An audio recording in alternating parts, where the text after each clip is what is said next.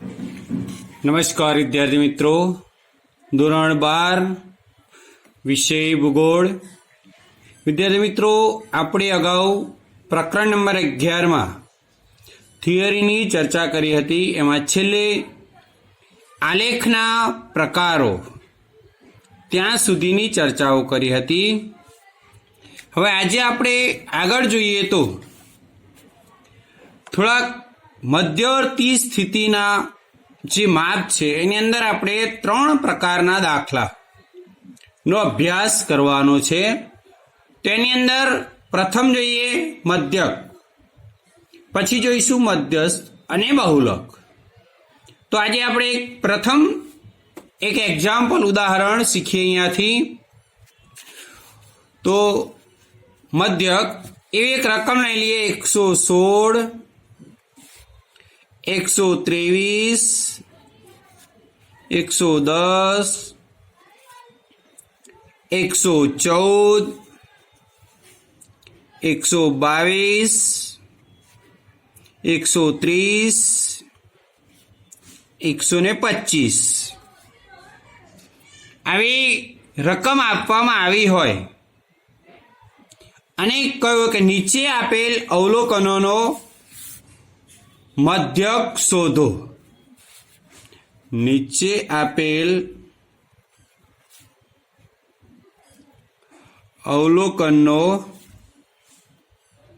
મધ્યક શોધો. આવું એક આપ્યું હોય તો આપણે આવી રકમને શું કરવાનું? તો આ અવલોકનને આપણે આ રીતે લખી નાખવાના, x1 પ્લસ x2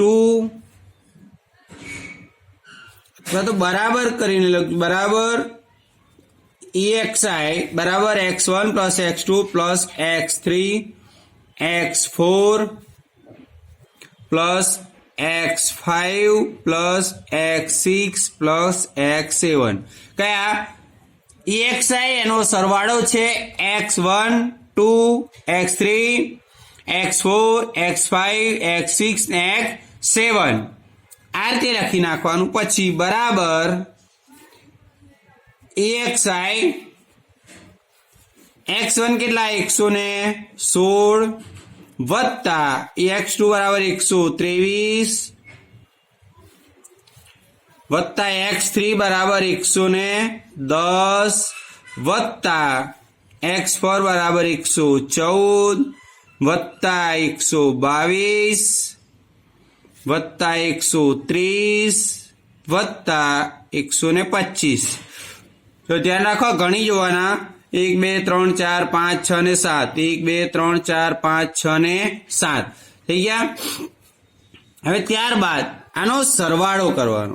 EXI બરાબર સરવાળો કરવાનો. સરવાળો કેટલો થાય?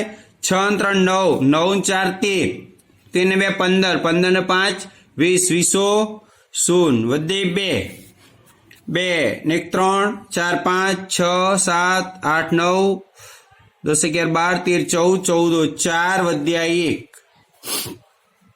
2 3 4 5 6 7 અને 8. તો EXI થયો આપણો 840. હવે આપણે એને સૂત્રમાં મૂકીએ. હવે અહીંયા આવે સૂત્ર, x બાર બરાબર સિગ્મા EXI અપોન n. માટે x બાર શું છે? મધ્યક. જેને આપણે આ મધ્યક છે એને x બાર તરીકે ઓળખીએ છીએ. હવે EXI તો અહીંયા સાઈડમાં તમે લખી EXI અને n. EXI કેટલો આવ્યો આપણો? 840. અને n કેટલા? n બરાબર નંબરો. તો નંબર કેટલા? 7. 1 2 3 4 5 6 ને 7. તો n બરાબર 7. તો લખવાનું 840 ભાગ્યા કેટલા છે? n બરાબર 7.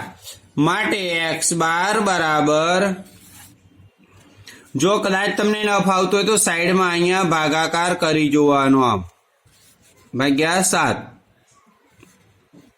તો 7 એકા 7, 1 14, 7 2 14, 0 0 0 એટલે 120 આવે.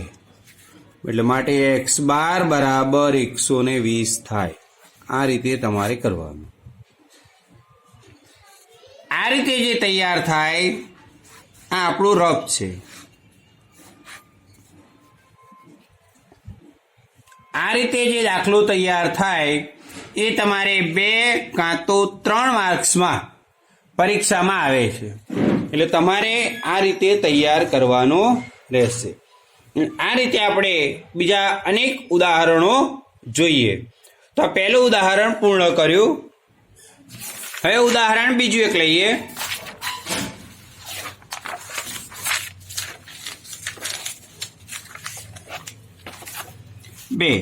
ઉદાહરણ નંબર 2 એવું કે નીચે આપેલ અવલોકનોનો મધ્યક શોધો. હવે રકમ તમારી પાસે હોય, દાખલા તરીકે 130, 120, 115, 118 અને 122 આવી કોઈ રકમો હોય અને કહ્યું કે નીચે આપેલ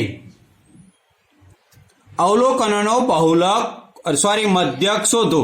તો આપણે શું કરવાનું? EXI બરાબર x1 plus x2 plus x3 plus x4 plus x5 ગણી જોવાના. કેટલા છે? 1 2 3 4 અને 5. ઓકે, માટે EXI બરાબર x1 કેટલા છે? 130 વત્તા 120 વત્તા 115 વત્તા 118 વત્તા 122. ઓકે, આ થયું. માટે EXI બરાબર સરવાળો કરવાનો 5 ને 8 15, 8 ને 2 10 15, 5 વધ્યા 1, 3 4 5 2 7 ને 10 10 0 વધ્યા 1 2 3 4 5 અને 6 605 થયા. હવે આપણે અહીંયા સૂત્ર મૂકવાનું. એક નવું કહી દો, કદાચ તમને ન ફાવતું હોય તો સાઈડ પર આવું રફ કામ કરી અને આ રકમને આમ ઊભી કરી દેવાની. આમ ઊભી લખીને સરવાળો કરી લેવાનો. આ રીતે આમ 8 ને 2 10 15 5 વધ્યા 1, 4 2 6 6 4 10 10 0 વધ્યા 1 6. આ રીતે પણ તમે સરવાળો કરી શકો.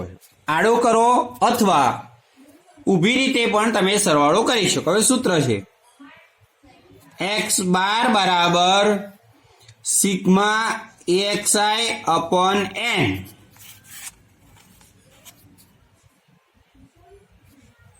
માટે x બાર બરાબર કેટલા છે? 605 ભાગ્યા n કેટલા છે? અથવા તમારે અહીંયા સાઈડ પર લખી લેવાનું EXI અને n.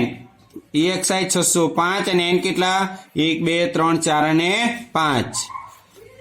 તો ભાગ્યા 5. માટે x બાર બરાબર 605 એટલે ભાગ્યા કરો તો જવાબ આવશે. અહીંયા કરી જોવાના 5 5 એકા 5 1 0 5 2 10 0 5 ઉતર્યા 5 એકા 5. જવાબ આવ્યો તમારો 121. માટે x બાર બરાબર 121. આ રીતે તમારો આખો દાખલો તૈયાર થાય ત્યારે તમને એમાંથી 2 માર્ક્સ મળે ખરા. પાક્કા એમાં કોઈ એક માર્ક્સ કાપી શકે નહીં. આ બાજુ તમે રફ કામ કરજો, ઉપર રફ લખી દેવાનું. ન હોય તો ચોપડીના છેલ્લા પાને રફ કામ કરવાનું. આ રીતે તમારા 2 દાખલા ગણવાના રહેશે. ઓકે, હવે આપણે આગળના મધ્યસ્થના બીજા 2 દાખલા જોઈએ.